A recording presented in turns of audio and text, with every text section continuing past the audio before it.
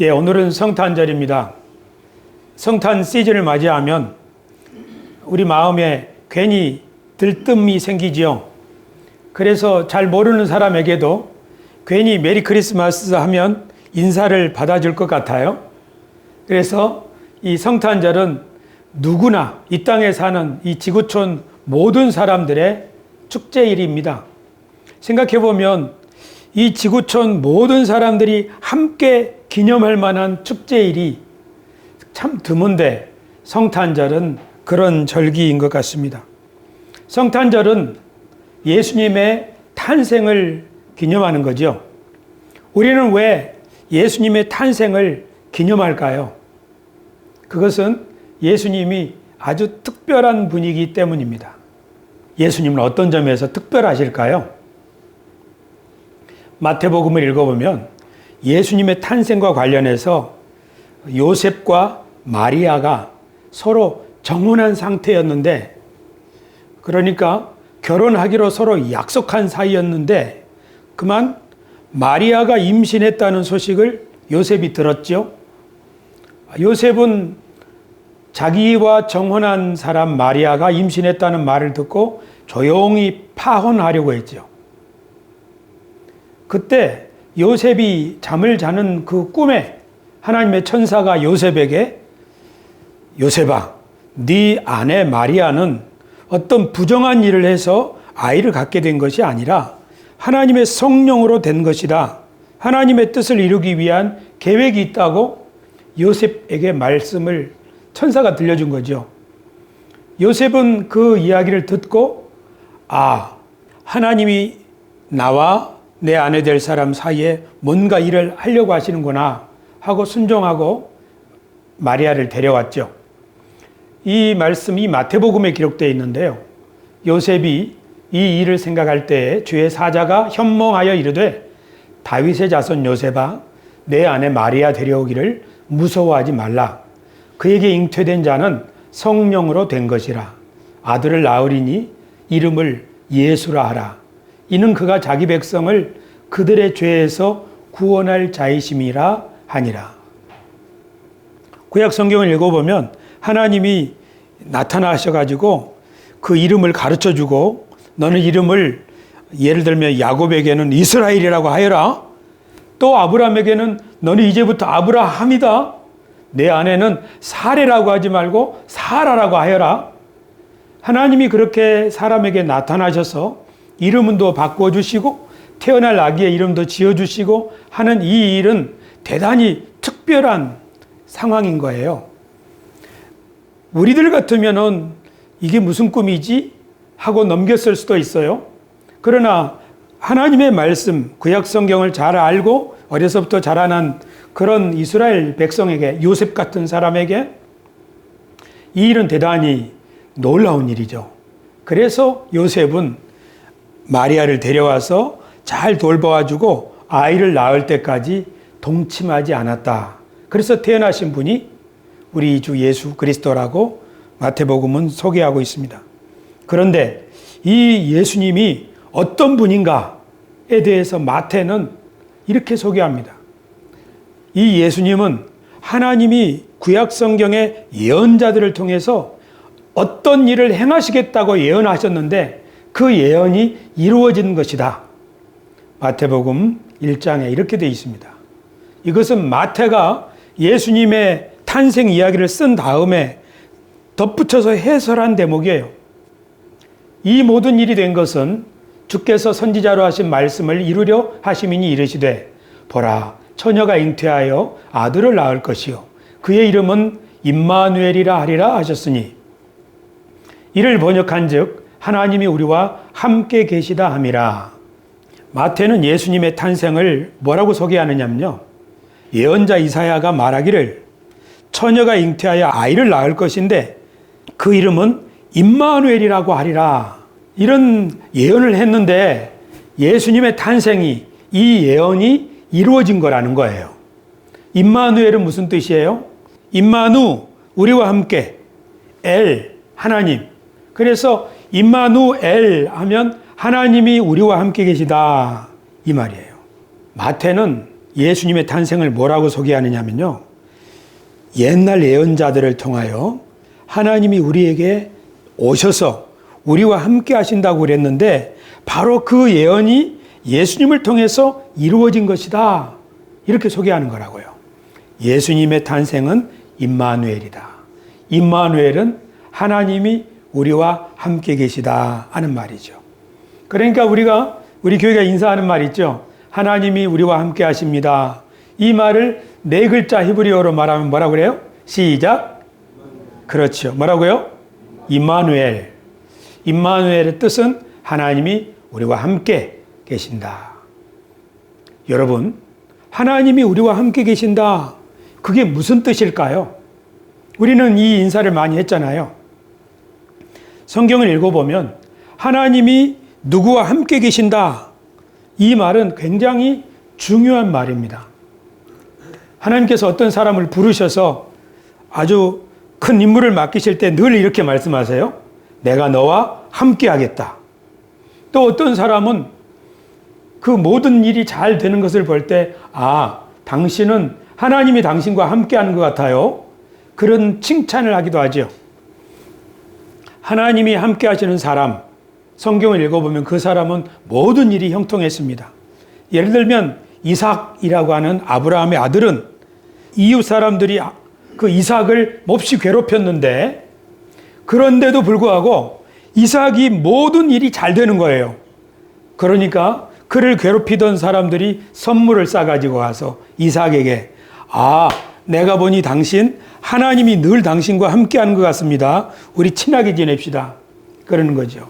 이삭의 아들 야곱도 도망하다가 꿈에 하나님의 음성을 들었는데 내가 너와 함께하겠다. 내가 무사히 돌아올 때까지 내가 너와 함께하겠다.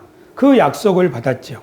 그래서 야곱은 지팡이 하나 들고 집을 떠났지만 나중에 돌아올 때는 큰 떼, 자기가 돌보는 양떼들 거느리고 거부가 되어서 돌아올 수가 있었습니다. 이렇게 보면 하나님이 함께 하시는 사람은 그 사람의 처지가 아무리 딱하여도 결국 그 사람은 형통하고 성공한다는 것을 성경은 들려주는 거죠. 우리가 잘 아는 사람 요셉은 아예 애굽의 종으로 팔려갔잖아요. 그런데 어떻습니까? 하나님이 함께 하시니까 종으로 팔려간 요셉이 애굽에서 하는 일마다 다 잘 되고 고난을 겪었지만 나중에는 국무총리가 되고 국무총리가 된 다음에는 어떻겠습니까? 세상 모든 사람들이 7년 동안의 흉년을 만나서 굶어 죽게 된 상황에서 그 모든 사람들에게 양식을 나눠주는 생명의 구원자가 됐죠. 성경을 읽어보면 하나님이 함께 하시는 사람은 그가 아무리 어려운 상황에 처해 있어도 하나님이 그를 통해서 새 일을 행하신다는 거예요. 그러니까 이 세상에서 가장 큰 복을 받은 사람은 하나님이 그와 함께 하시는 사람이요.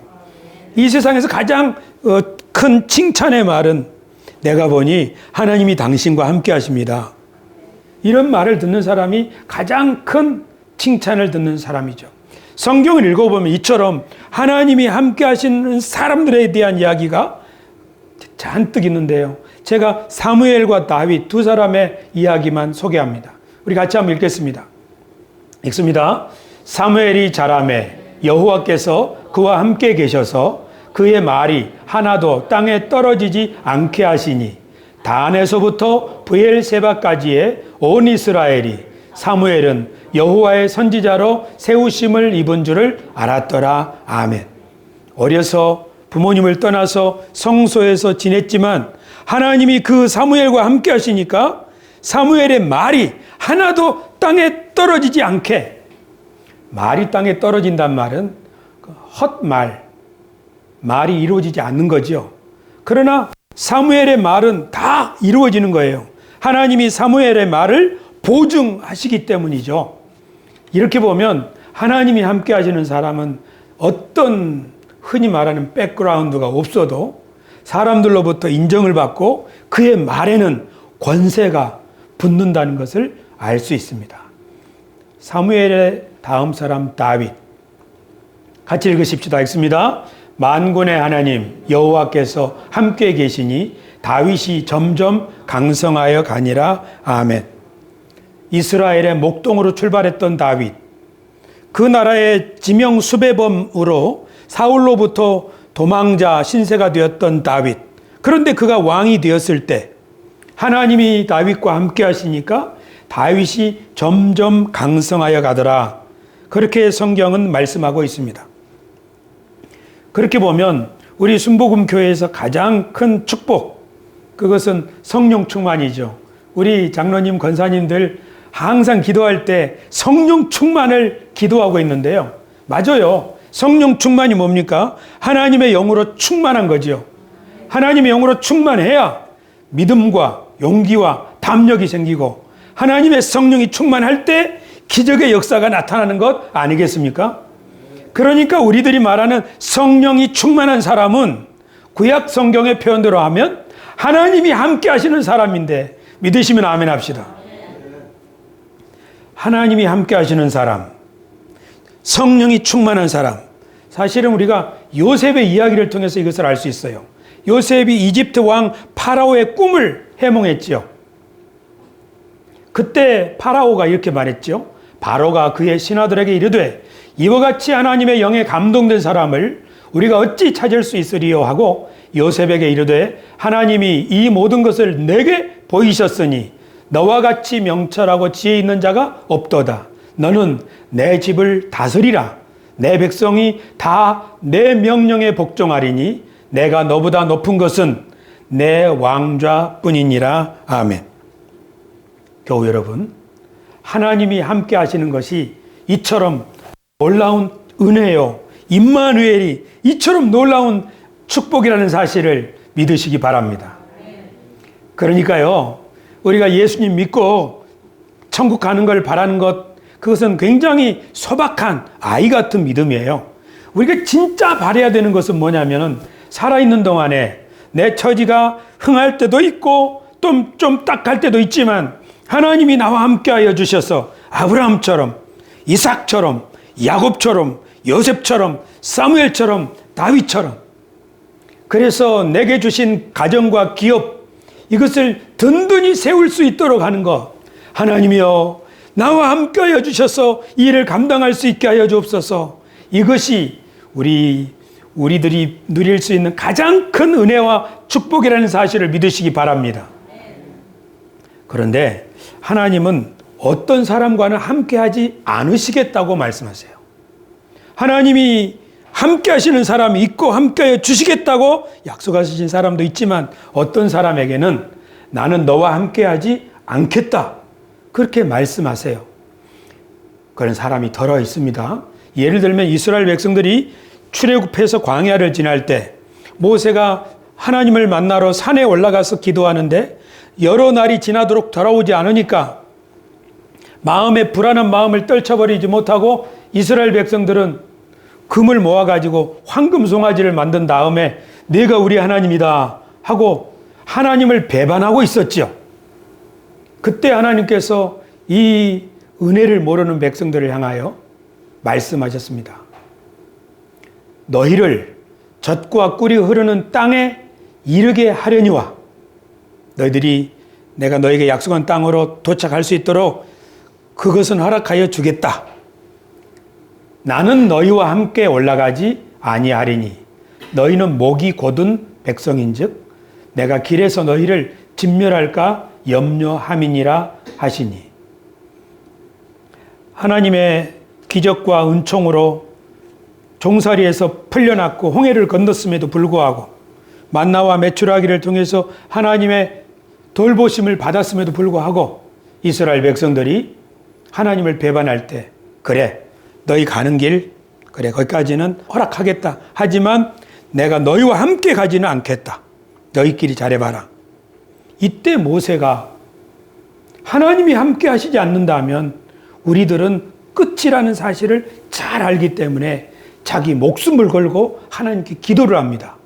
하나님, 차라리 저를 하나님의 생명책에서 지워버리실지언정 우리와 함께 하지 않겠다고 하시면 저희는 안 됩니다. 제발 하고 자기 목숨을 걸고 하나님 앞에 기도를 드렸죠. 그래서 하나님이 뜻을 돌이키셔서 좋다. 그러면 내가 너희와 함께 하겠다.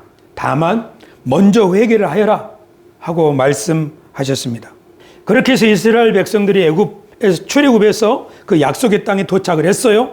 그리고 다윗 같은 왕도 나오고 솔로몬 같은 왕도 나오고 하나님은 성전을 그들에게 짓게 하셔서 그 성전에 항상 함께 있겠다고 약속하셨죠.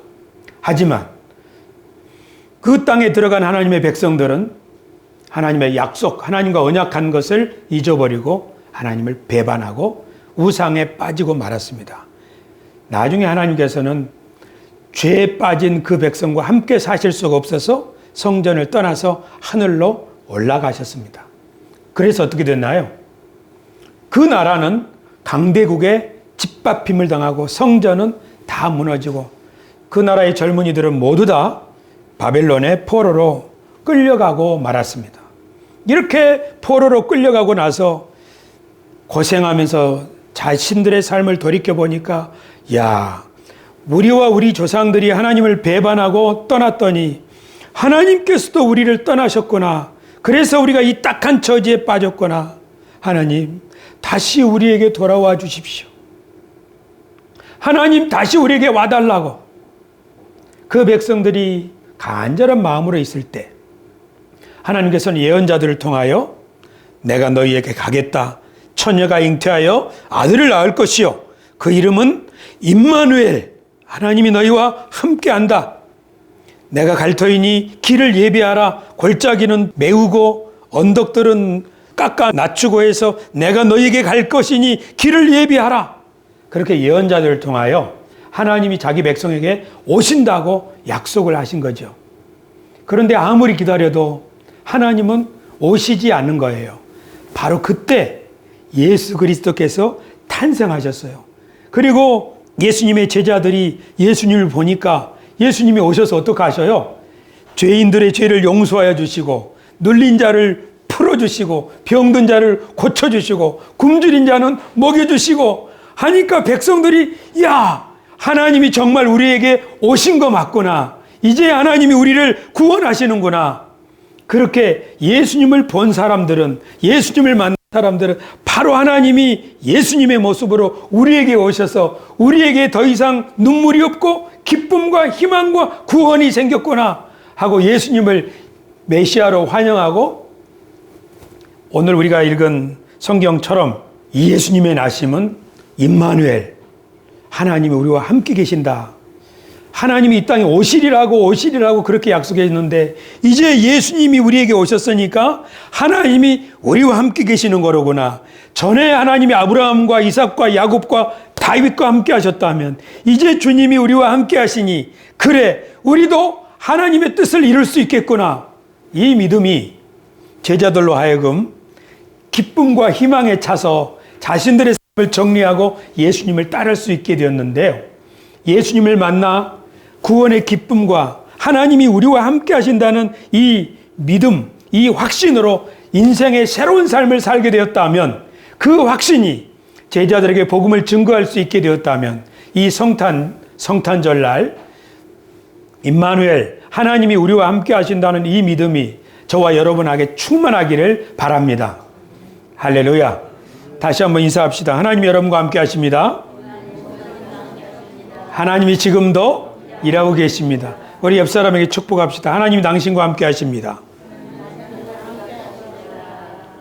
아브라함은 하나님이 자기와 함께 하신다는 걸 믿었을까요?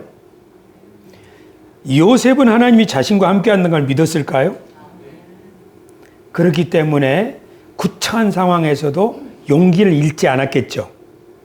다윗은 하나님이 나와 함께 하시는 걸 믿었을까요? 그러니까 골리앗 앞에서도 꿀리지 않고 대적할 수 있었겠죠.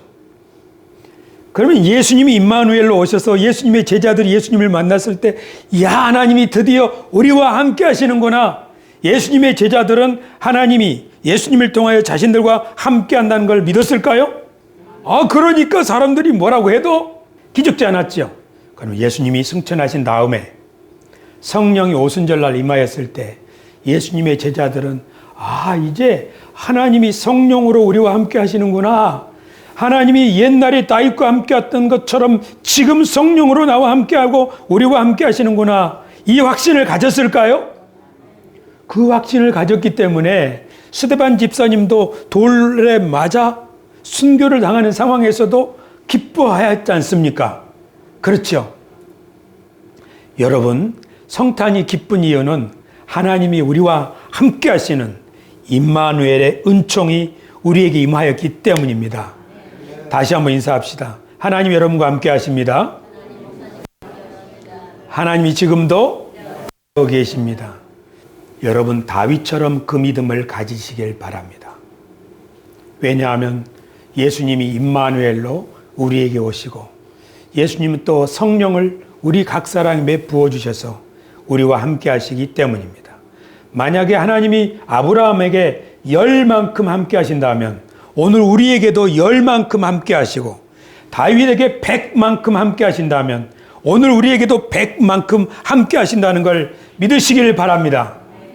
그러니 우리가 처해 있는 상황 속에서 이 상황의 어려움이나 난처함에 너무 기죽지 마시고 이것은 하나님이 나를 통하여 새로운 일을 하라고 하시는 하나님의 뜻을 펼쳐나가야 할 내 마당이라는 사실을 기억해 주시기를 바랍니다. 할렐루야. 이 세상의 가장 큰 복은 하나님이 함께 하시는 복입니다. 어떤 것이 클지 생각해 보세요.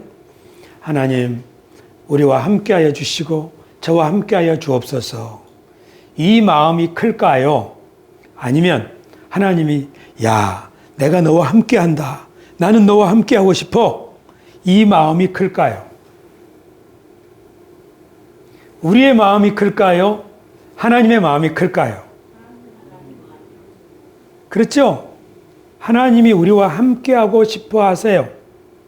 왜냐하면 우리는 하나님의 형상이니까. 왜냐하면 우리를 하나님이 빛나게 지으셨으니까. 왜냐하면 우리와 함께 하셔야 우리가 하나님의 뜻을 이 땅에 펼쳐나가는 빛나는 사람이 될 수 있으니까요. 하나님은 잘 아시는 거죠.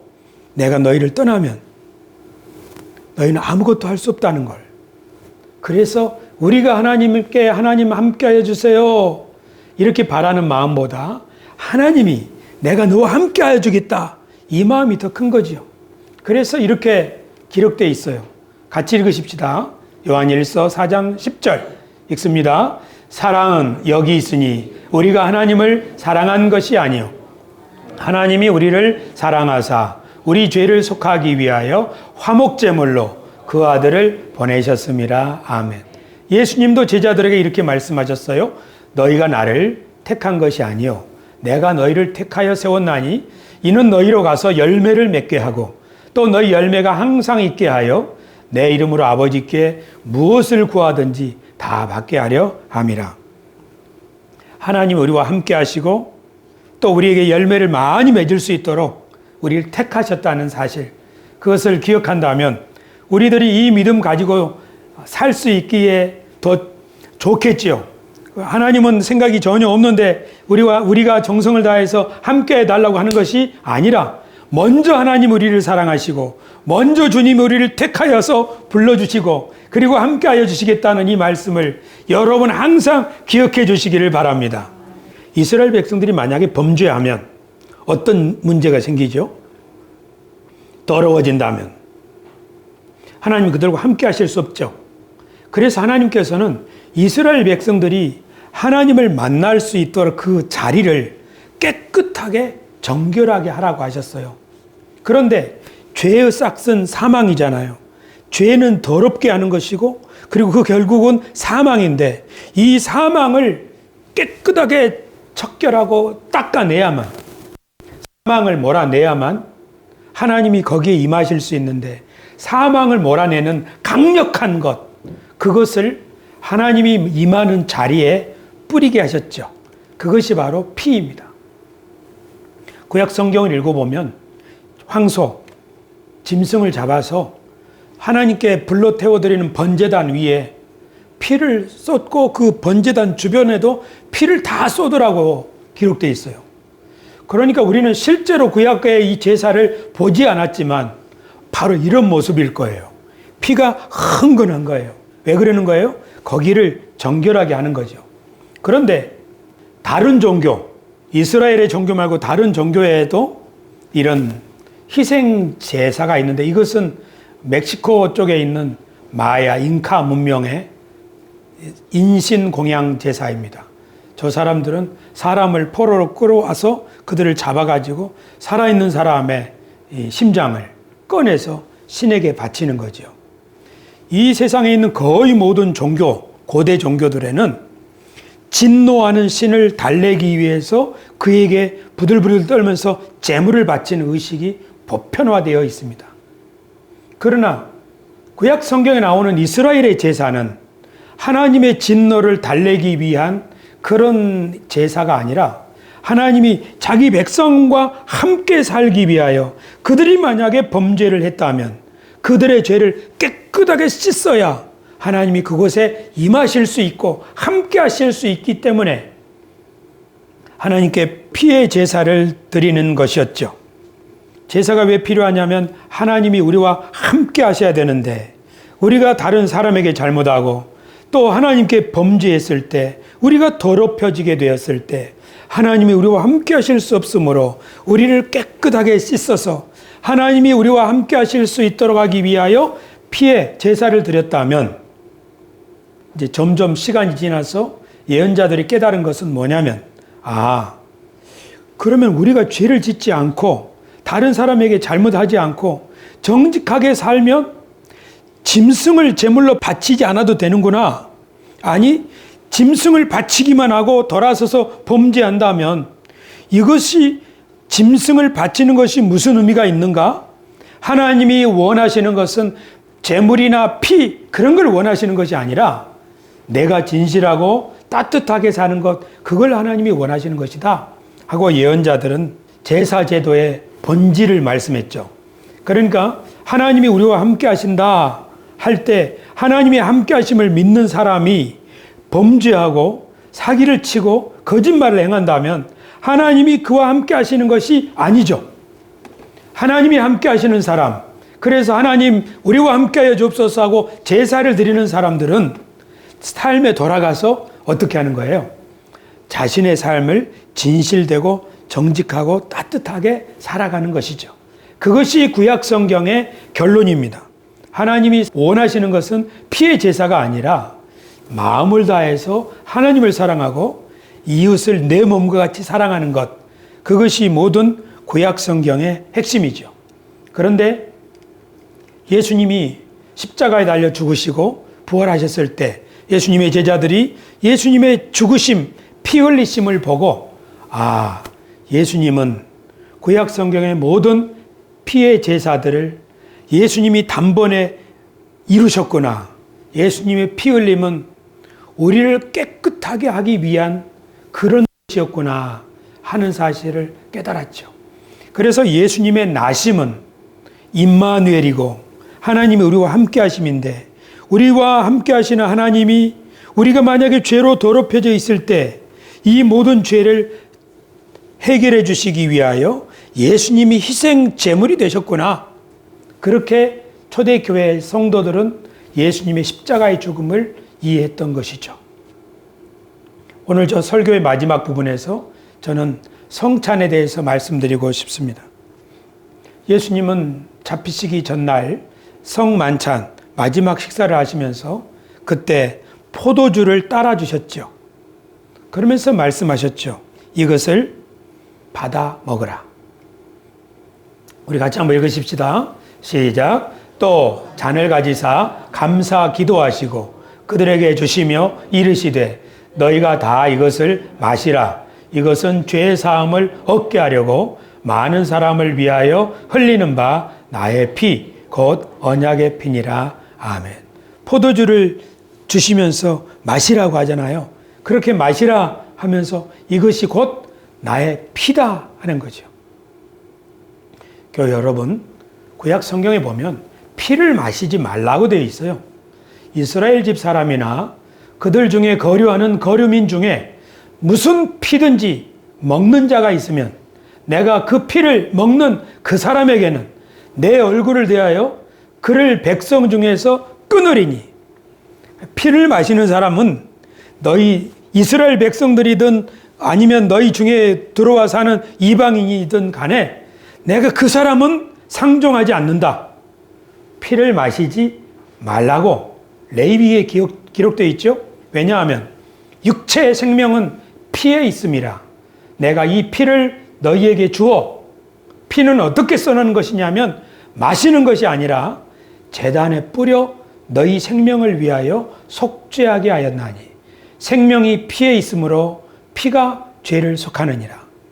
피라고 하는 것은 제단에 뿌려서 우리의 죄를 깨끗하게 씻어서 하나님 우리와 함께 하시는 자리를 만들기 위하여 피에 생명이 있으니까 그 생명으로 죄의 결과인 사망을 다 몰아내고 죄를 깨끗하게 씻어서 이제 하나님이 우리와 함께 하시는 사람이 되는 것, 그것을 위하여 피가 있는 것인데 이 귀한 피를 너희가 마시면 내가 그와 상종하지 않겠다 하는 것이죠. 그런데 예수님께서는 뭐라고 하세요? 제자들에게 내 피를 마셔라 하는 거잖아요. 여러분, 왜 예수님은 제자들에게 성만찬을 제정하시면서 피를 마시라, 이것은 포도주지만 사실은 내 피다 하고 마시라고 했을까요? 오늘 저는 설교를 준비하면서 이런 생각을 하게 됐어요. 피라고 하는 것은 우리에게 마시라고 주신 게 아니고 그 백성의 죄가 있을 때 하나님이 그 백성과 함께 하실 수가 없는데 하나님이 그 백성과 함께 하실 수 없다 하면 이 백성은 나는 포도나무요 너희는 가지라, 그가 내 안에 내가 그 안에 거하면 사람이 열매를 많이 맺나니 나를 떠나서는 너희가 아무것도 할 수 없다고 하신 그 말씀처럼 이 백성들이 죄 가운데 있다 하면 하나님이 그들과 함께 하실 수가 없는데, 그렇다면 이들이 하나님 앞에 거룩하게도 살지 못할 뿐만 아니라 세상에서도 수치가 될 뿐인데 하나님이 그들과 함께 하는 게 중요하죠. 그래서 하나님께서는 그 제단에 피를 뿌려서 그들의 죄를 깨끗하게 씻어서 다시 한번 하나님이 그들과 함께 하시는 거룩한 백성이 되게 하시고, 그렇게 하나님이 함께 하실 때 이스라엘은 숫자가 작아도 강대국을 물리칠 수 있는 하나님의 백성이 된 줄로 믿습니다. 그런데 예수님이 우리들에게 피를 마시라, 옛날에 제단에 하나님이 임하시는 곳에 피를 뿌렸는데 예수님이 새롭게 포도주를 따라주시면서 이 피를 마시라 하셨다면 이제 우리가 뭐가 된 거예요? 새로운 제단이 된 거죠. 하나님이 임하시는 새로운 거룩한 자리가 된 거죠. 예수님의 피가 우리 죄를 깨끗하게 씻어서 하나님이 우리와 함께 하시는 거룩한 처소, 성전이 된 거죠. 할렐루야. 예수님의 성만찬은 하나님이 우리와 함께 하시는 것을, 우리가 하나님이 거하시는 처소가 된 것을, 하나님의 거룩한 성전이 된 것을 잊지 말라고. 이제 영원토록 하나님이 너희와 함께 하시니까, 그래서 하나님이 너희를 통해 일하실 것이니까 이것을 잊지 말라고 예수님이 성만찬을 제정하셨다. 저는 그런 생각을 하게 됐어요. 히브리서에서 이런 말씀이 있는데요. 염소와 황소의 피와 및 암송아지의 재를 부정한 자에게 뿌려 그 육체를 정결하게 하여 거룩하게 하거든 하물며 영원하신 성령으로 말미암아 흠 없는 자기를 하나님께 드린 그리스도의 피가 어찌 너희 양심을 죽은 행실에서 깨끗하게 하고 살아계신 하나님을 섬기게 하지 못하겠느냐 하고 교회에 편지하는 거죠. 옛날의 짐승의 피도 사람을 깨끗하게 했다면 하나님의 아들 예수님이 성령으로 말미암아 그 피를 우리에게 뿌려주시고, 아니 우리 속에 마시라 하셨는데 너희 양심을 깨끗하게 하지 못하겠느냐? 그리고 살아계신 하나님을 섬기게 하지 못하겠느냐? 그러므로 성만찬에 참여한 사람들, 예수님의 피를 마신 사람들은 이제 내가 거룩한 사람, 하나님이 함께 하시는 사람 되었다. 하나님이 이제 나와 함께 일하시겠구나. 이 믿음을 가지고 할 수 있게 된 줄로 믿습니다. 할렐루야. 우리 요새 찬송 가운데 모든 시선을 주님께 드리고 살아계신 하나님을 느낄 때 내 삶은 주의 역사가 되고 하나님이 일하기 시작하네.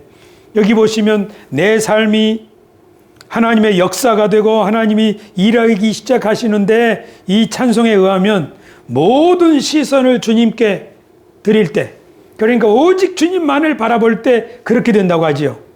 그런데 우리가 하나님을 바라볼 수 있게 하는 강력한 의식이 있는데 그게 바로 성찬 예식입니다. 우리는 성찬 예식을 통해서 예수님의 피를 마실 때, 포도주를 마심으로 옛날에 제단을 정결하게 했던 짐승의 피처럼 예수님이 내 심령의 양심의 제단을 정결하게 씻고 나를 성전 삼으셔서 하나님의 영광으로 나와 임재하시니 내 양심은 하나님을 향하여 청결하고 내 삶은 하나님의 역사가 될 것이다. 하나님이 아브라함에게 복을 주셨다면 하나님이 이제 나에게도 복을 주실 것이다. 하나님이 다윗에게 함께하여 승리케 하셨다면 하나님이 나와 함께하여 나의 삶에도 형통함을 주실 것이다. 이런 믿음을 가지게 되는 그것이 바로 성찬인데요. 우리가 성찬을 통해서 이런 믿음을 자꾸 확신할 수 있다면 우리 그리스도인들은 옛날 믿음의 사람들처럼 빛나고 복된 삶을 살아갈 수가 있을 줄로 믿습니다. 교우 여러분, 오늘은 예수님이 태어나신 성탄절입니다. 성탄절을 설명하기를 임마누엘, 하나님이 우리와 함께 하시는 것이다. 예수님의 제자들은 예수님을 보고 하나님이 과연 우리와 함께 하셔서 치료해 주시고 싸매 주시고 살려 주시는구나 경험했을 것입니다. 예수님의 제자들은 예수님의 승천 이후에 성령을 통해서 하나님이 지금 교회와 우리와 함께 하신다는 것을 확신했을 것입니다. 그리고 2000년이 지났습니다. 예수님께서는 오고 오는 모든 세대 영원히 모든 사람들에게 하나님이 우리와 함께 하셔서 우리를 통해서 일하신다는 이 사실을 잊지 말라고, 임마누엘의 이 믿음을 잊지 말라고 잡히시기 전날, 십자가에 달리시기 전날 성만찬을 제정하셔서 이 피를 마셔라 하셨지요. 그래서 우리는 하나님이 우리와 함께 하시는 임마누엘의 삶을 살아가고 그 삶을 이 세상 남은 시간 동안에 펼쳐갈 수 있게 되었다는 사실, 이것이 바로 메리 크리스마스, 즐거운 성탄절, 복된 성탄절의 이유인 줄로 믿습니다. 한번 인사합시다. 메리 크리스마스. 메리 크리스마스. 임마누엘, 예수님이 태어나심은 하나님 우리와 함께 하심입니다.